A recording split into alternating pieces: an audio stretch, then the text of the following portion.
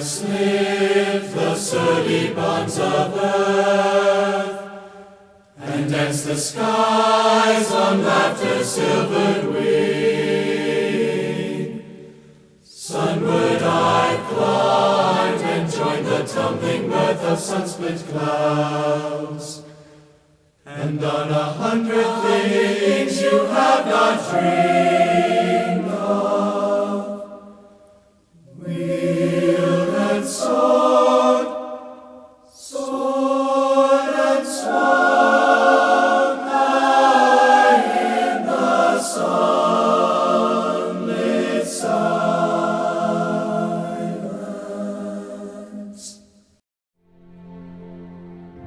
I think my inspiration started from my earliest memories, really, in the little town of Wakefield, Nebraska. We had parades on Armistice Day. It was a celebration of the ending of World War I. And I remember sitting along the curb in Wakefield with the World War I veterans marching down the street. And I always admired them. They have their guns and they would have their helmets. That was my first memories of anything military, really. Later on, my sister got a paper route, which I helped her. I was probably 8 or 9 years old. Even if you're a kid, you read the headlines. It was a very big event.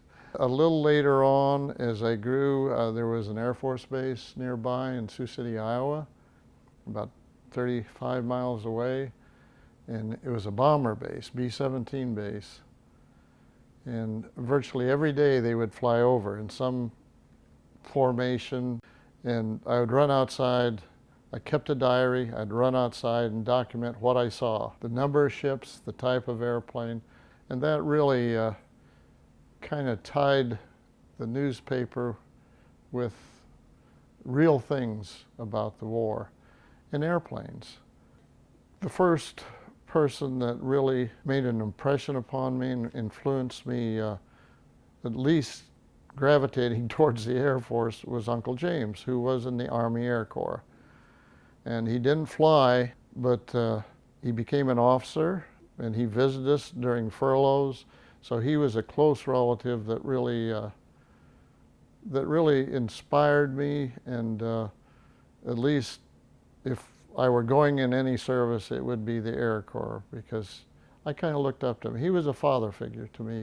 The Korean War started in 1950, and I was in college, and after my second year, a friend of mine and I took a job through the college in Colorado working for the forestry. And we had a lot of time to talk and think. Neither one of us had applied for deferment. The draft was breathing down our neck, so 2 months sitting there talking, we decided when we got back home in Nebraska we were going to enlist. I enlisted in the Air Force on August 28th, 1951. Went to basic training in Texas. I wanted to fly in some capacity, and as an enlisted man, about the only thing I could think of doing was being a gunner. So I volunteered to be a gunner on a B-29. And so I went through a school, 2 schools actually, at Lowry Air Force Base in Denver. If you were in the top 10% of your class, you got another stripe. So I came out of there with 2 stripes. While I was in gunnery, I decided I could do other things, and there were opportunities that I never dreamt that the Air Force was going to offer. And I read in the Air Force Times where you could volunteer for a flight assignment, become an officer, and be in a fighter airplane. It was called Radar Intercept Observer, RO. For short, we call them ROs. You were assigned to a jet in a 2-seat airplane. You sat behind the pilot in the back seat. You could get your commission and get flight status and fly in a fighter airplane. I mean, could it get any better than that? When I got those bars and wings, I just thought, this is a dream. I never thought I could attain. You know, growing up, I never thought, you know, that's a dream. You know, it's a fantasy for a child. But, you know, I got there and I dusted myself off.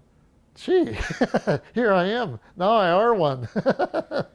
And you know, the first time I went home after I got commissioned, I went home, and of course I wore my uniform, because little old Wakefield, I thought that was going to be a big thing. Of course it wasn't to other people, but it was big for me to show people, you know. So I wore my uniform to whatever social outing, and I forgot to pin on my bars. I'll never forget that. I was so excited.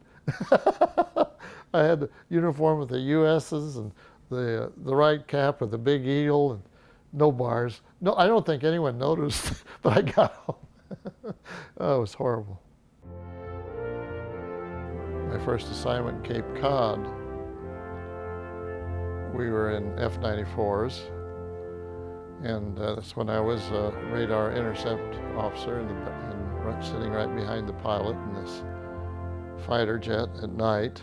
Well, this one night I reported for alert duty, and for some reason there were too many ROs and one person could go home. And he said, well, we'll flip a coin to see who stays in the cockpit and who goes home. So heads, you go home, tails, I stay in it. So it was heads, I went home. During the night they were scrambled, and we never saw them again. They disappeared in the Atlantic, and I remember searching. They searched for a week. I know I went up in a B-25 to look out the window, see if we could see anything, any rafts or anything, and never saw those folks. They never found any debris. A flip of a coin. It's just strange how things happen sometimes. After Cape Cod, I had applied for pilot training and got assigned to Mariana Air Base. We were there for 6 months. It was called basic training. We trained in what amounts to as a Super Piper Cub to solo in about 8 hours. And if you didn't solo by about 10 hours, then you were gone. And then we, from the Piper Cub, we transitioned into a T6. We got about 80 hours in that, a lot of hours in the T6. But by now, I was a first lieutenant. And in my pilot training class, I was the ranking officer. So I kind of took one step at a time, and I was able to get both full navigation training and full pilot training, and they aren't too many. In fact, at one time they had called people that had done all that a three-headed monster or something.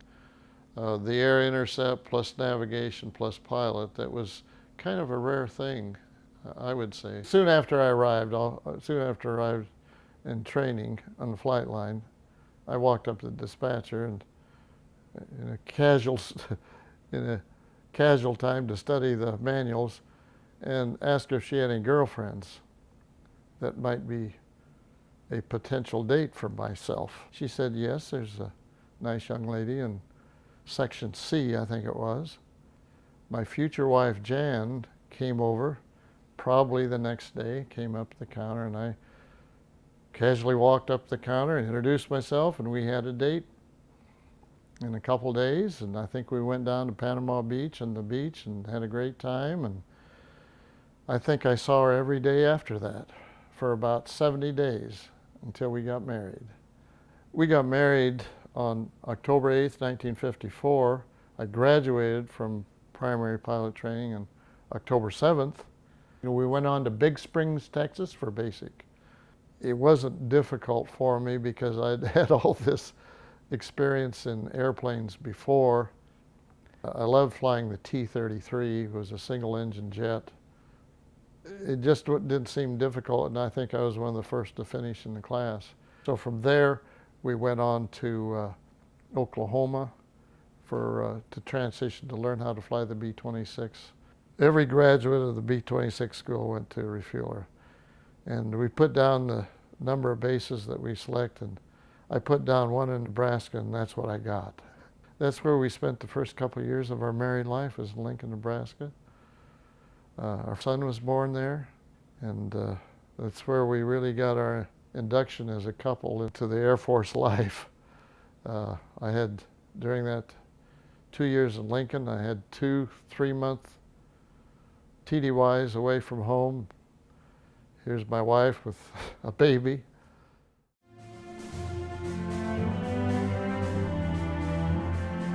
I had an opportunity to take another assignment in a new jet coming out, a new tanker jet called the KC-135. And so I kind of liked that idea and applied for it. Got the assignment. This was after about 2 years in Lincoln. And it was in Spokane, Washington at Fairchild Air Force Base.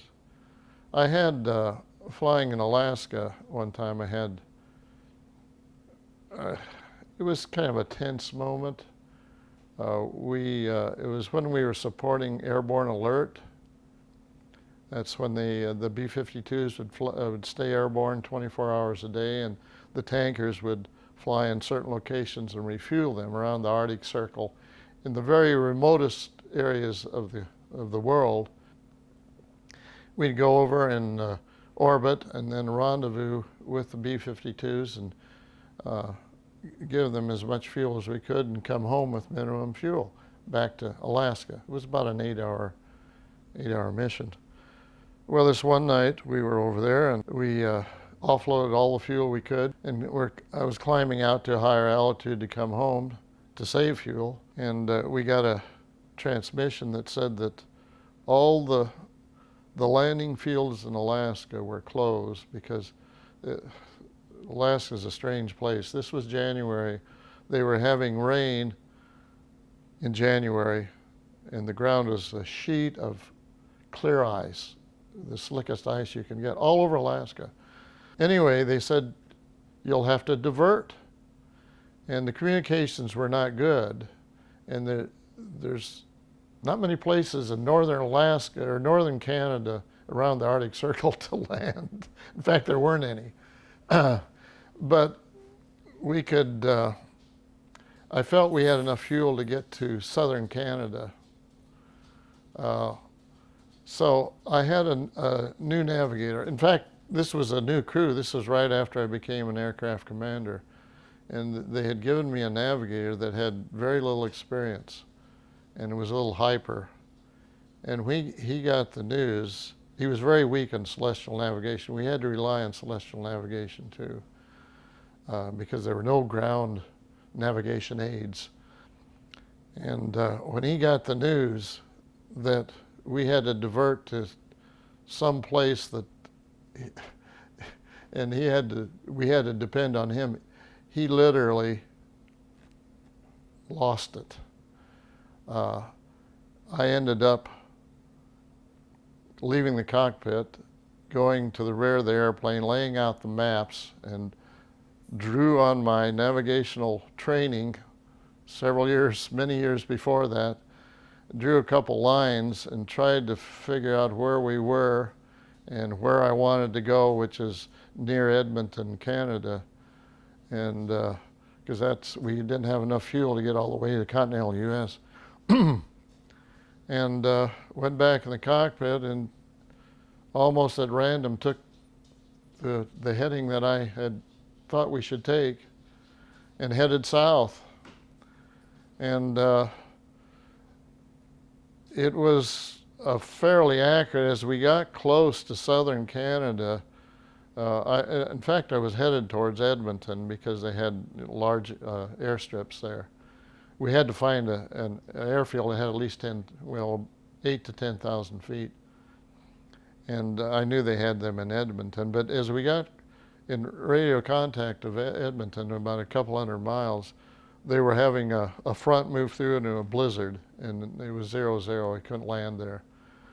And there was another isolated, our Royal Canadian Air Force alert facility about 150 miles east of there.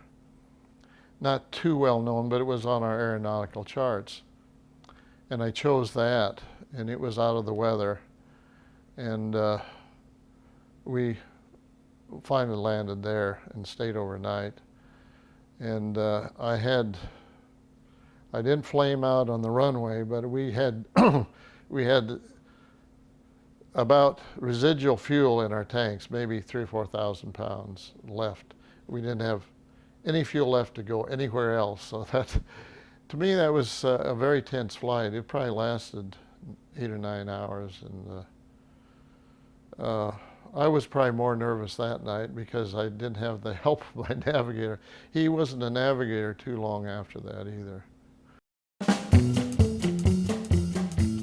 I had an opportunity to go to school while I was in Spokane. I wanted to upgrade my career a little bit and become a regular officer, so I applied to get finish my degree, and the Air Force sent me back to college. I got a degree, and this was University of Omaha, University of Nebraska at Omaha. And while I was there, I was reassigned to Salina, Kansas.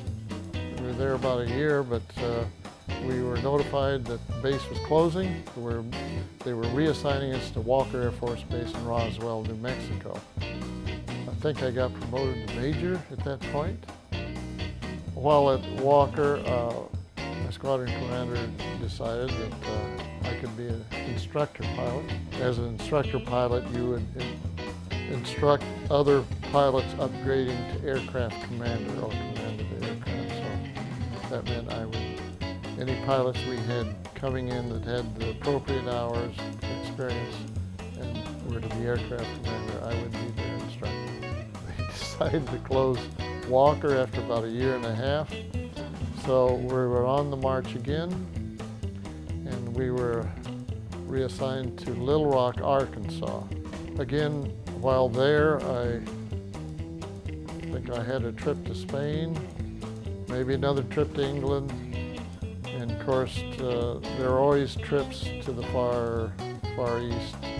Growing up and not traveling much as a child, and then getting into the big world out there, and flying to places around the world was probably a thrill beyond what I had comprehended early on.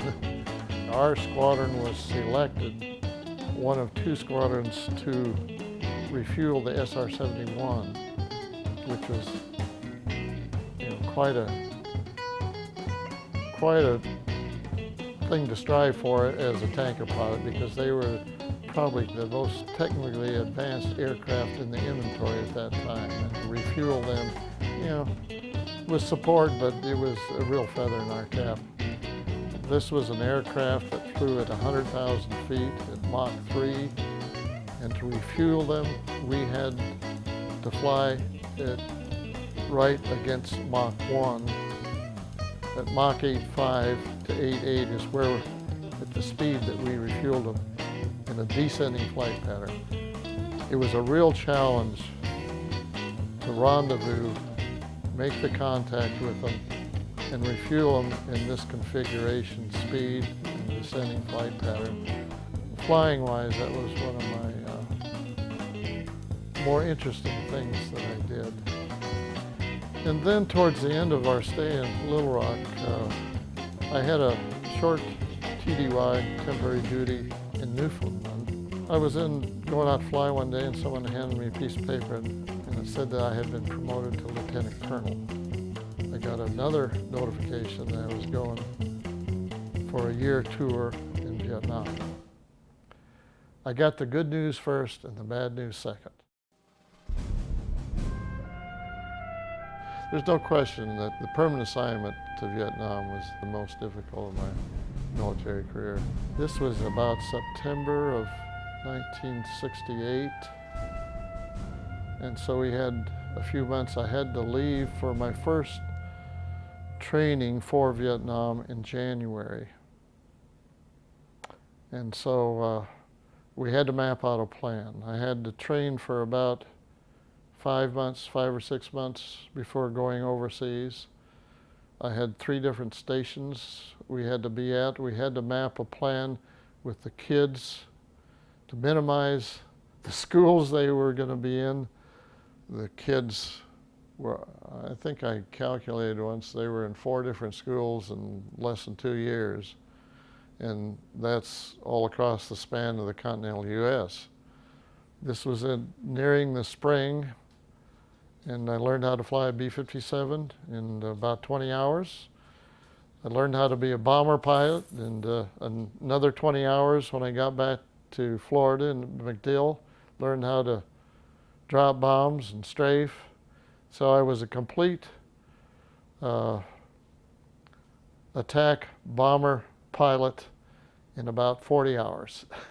It was just leaving into a time and an area. I was familiar with the area. I knew the dangers of the area, and it was in a combat airplane that I hadn't had a great deal of experience in, a B-57 that did bombing at night, primarily a form of dive bombing in the mountains of Laos. And it just, the future was dark. I wasn't sure what to expect. And I wasn't a young second or first lieutenant in my 20s. I was, well, a lieutenant colonel in my late 30s. And so you feel differently when you're young and you're willing to do a lot of risky things. But when you have a family, and on top of that, you knew you were in a war that was a little bit a gray area. Then the big day arrived. Probably the worst day of my life.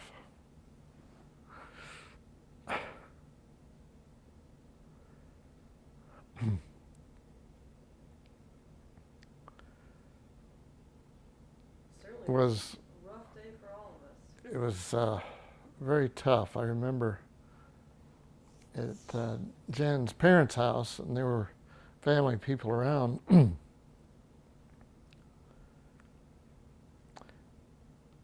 The mission of the B-57 was pretty serious. They were close ground support in South End, Laos, and North Vietnam at night, and it was a tough mission. And I didn't feel overly confident because I had 40 hours in the airplane and been flying other airplanes. And so it was kind of a tough day saying goodbye, not knowing whether you would see these people again.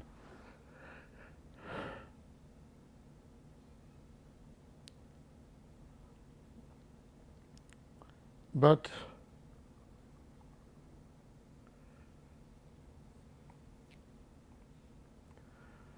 I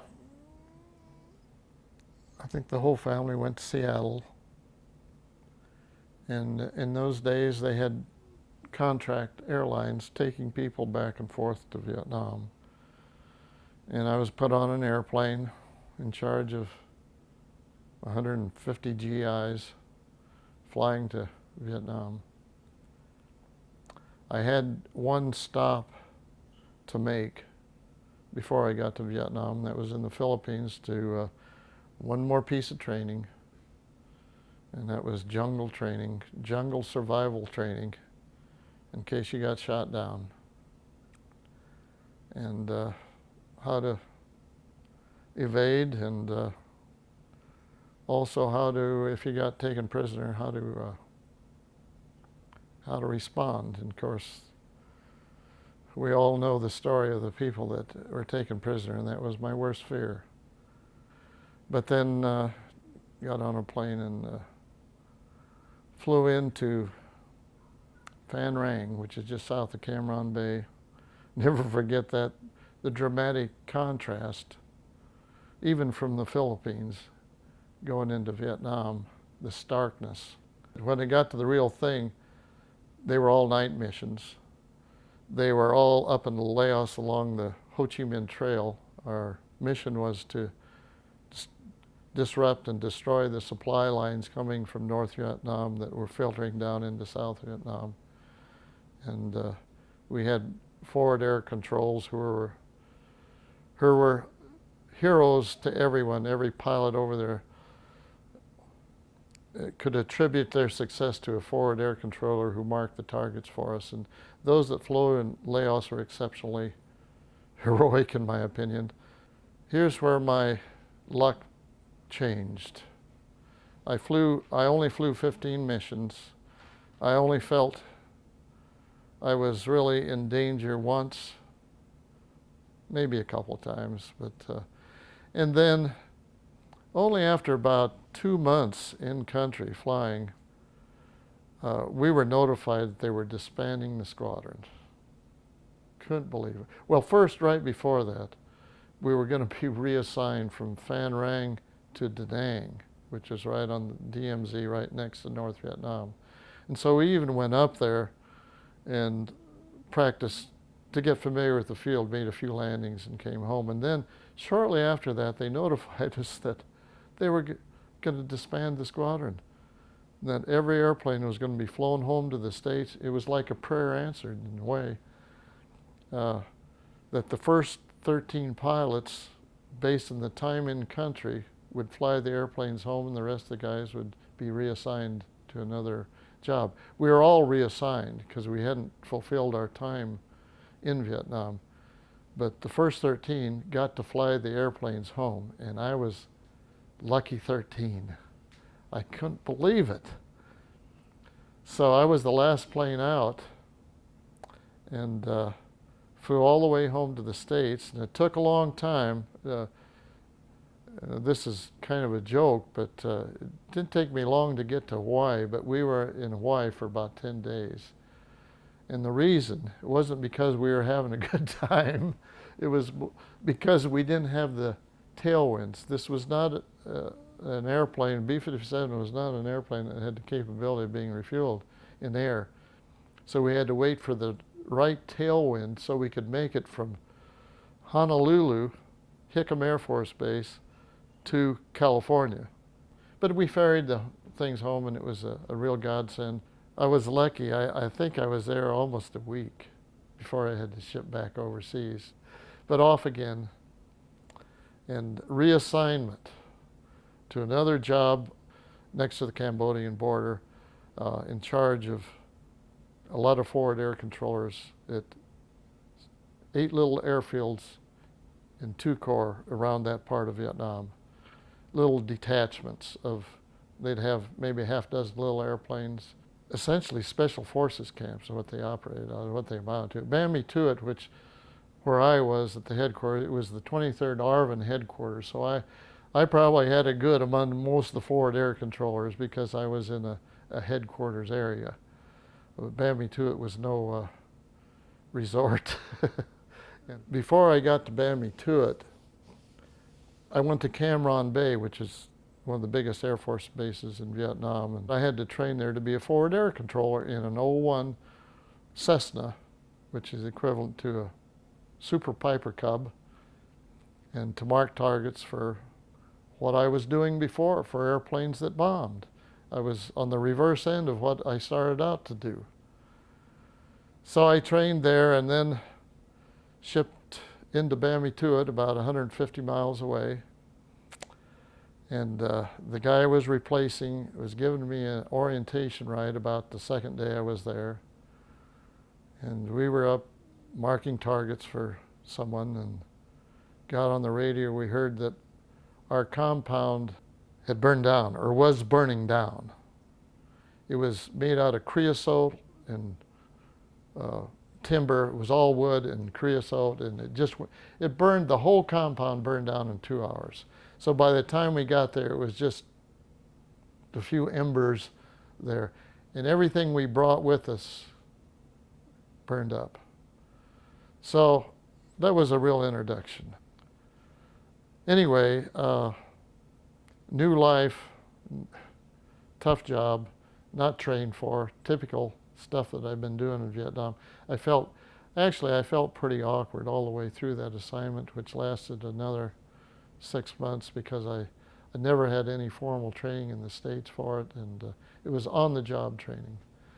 But on my side, there was not much action. The big battle had been right as I arrived, and usually it goes into a lull in specific areas until they plan and set up for another attack. So it was kind of routine for several months until about March. We got word that we were to go into Cambodia, that U.S. forces, that President Nixon, who had decided that to stop or stifle the supplies coming down the Ho Chi Minh Trail, that they were going to allow bombing in Laos, legally bombing in Laos, and go in and take up supplies and so forth that they thought were stashed along across the river, Mekong River, in Cambodia. Well, we're into May and June, and close to my time to in fact, I was in this camp, living in a tent, when my time came up to leave Vietnam. And my replacement had not arrived yet, but my time had arrived. And I got back to Ban Me Tuot and got a ride, I think it was down to Tan Son Nhut in Saigon, and spent an overnight there and got on an airplane and flew home. And never worried too much about my replacement. It was a war. By the time I got involved in the war, and when I got out into the Ban Me Tuot as a forward air controller, we got word President Nixon had taken over the presidency that January, that we were not there to win a war, we were there to diminish a war and leave. And it took 5 years to accomplish that masterful feat. Got back to the States, and I got word that my new assignment was to be SAC headquarters in Omaha. I thought, well, this is a new adventure. I had always been in a flying assignment, and I was going to be assigned to the Plans Division at SAC headquarters, which really was a very important assignment, part of the Strategic Air Command headquarters group, because they planned, this was the Cold War days, and they planned wars out for 15 years. And of course, it was based on our enemy being Russia and Red China for the next 15 years. So, strangely enough, our group had to plan and this took in the Navy too, it took in the, what munitions, what missiles, what aircraft, what submarines would take to counter the threat in Russia and Red China. Red China was a threat too. So we had to, in a broad sense, determine the mix of, and submit that for approval to our commander, who was a four-star general, and in turn he would submit it to the Pentagon and the President of the United States ultimately. But I felt uncomfortable there. I'd never been in anything and I really didn't take to it too well. And my vision had been to get back in the field at the wing level, maybe command a squadron or even into the wing level. But I hadn't really envisioned being in a headquarters, and from SAC headquarters, who was really king in the Air Force at that time with the Cold War. The pipeline was SAC headquarters, Pentagon, and that routine. And after 3 years, I could see it coming. I was headed to, and I really didn't want that.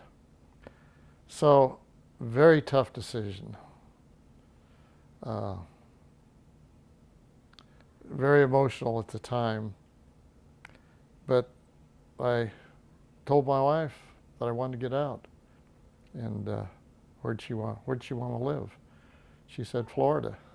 It's hard to believe looking back how young I was when I retired, and in some ways how immature I still was when I was 40 years old and had made the decision to retire. But if there was something I wanted to glean from my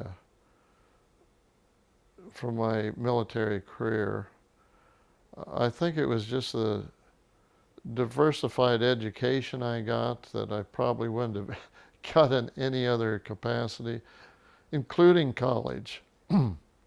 But the education of flying, the education of the basic discipline in the beginning that sort of laid the groundwork, sort of set the tone for when I got out later on, and it structured my life. And I don't know if I'd have followed any other plan, college and a profession, whether I would have acquired that broad of discipline that would have prepared me for later life. I think the most thing that I'm grateful for and appreciated during the period in the service was the support of my family. Sharing the whole experience with them and having them there in my support and coming home to, I think, was a big thrill.